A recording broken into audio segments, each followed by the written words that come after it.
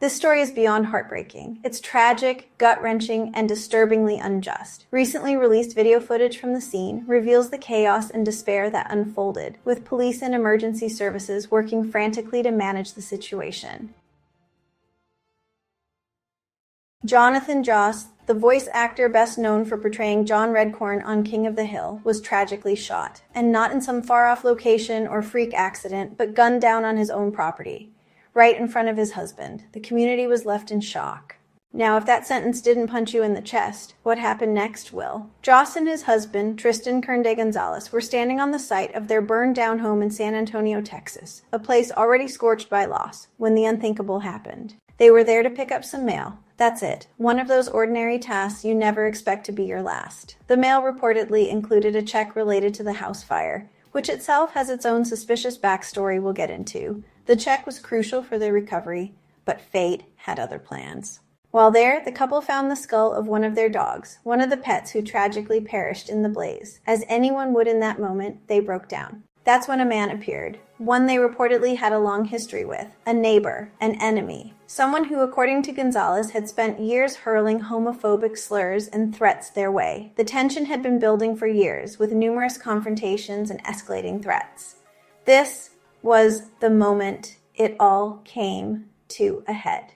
The same man, Gonzales says, began shouting more hateful, violent slurs. The tension escalated as he reached for a gun in his lap and pulled the trigger, sending shockwaves through the neighborhood. Jonathan Joss, the man who gave life to a beloved animated character, who was a husband, a dog dad, and a human being, was shot down in cold blood. Tristan says Jonathan wasn't armed. Neither of them were. But Jonathan did what a hero does. He shoved Tristan out of the line of fire. He sacrificed his own life to save the man he loved. Jonathan's legacy lives on through his work and the people he touched.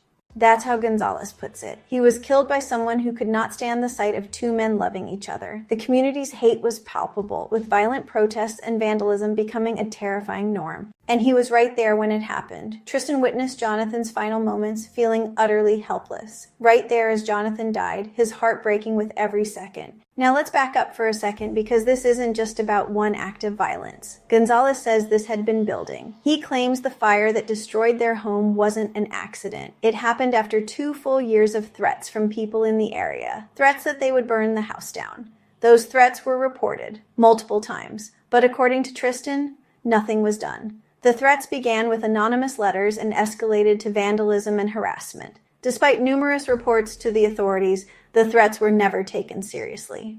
The fire, for the record, allegedly started after the city shut off the power to their home, calling it unsafe and uninhabitable. Joss had reportedly used a barbecue pit for heat, but now Gonzales suggests something much more sinister, that this was no accident, but the end result of targeted harassment, rooted in hate.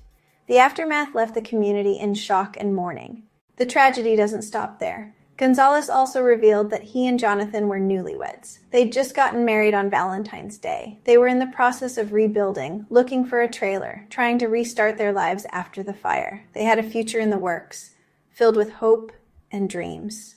That future is now shattered. Jonathan's death left a void in Tristan's heart and their community, forever altering their lives. The man accused of this horrific murder is 53-year-old Sigfredo Alvarez Ceja. He's been arrested and charged with murder. His bond was set at $200,000. The legal proceedings are ongoing, with the trial expected to last several weeks.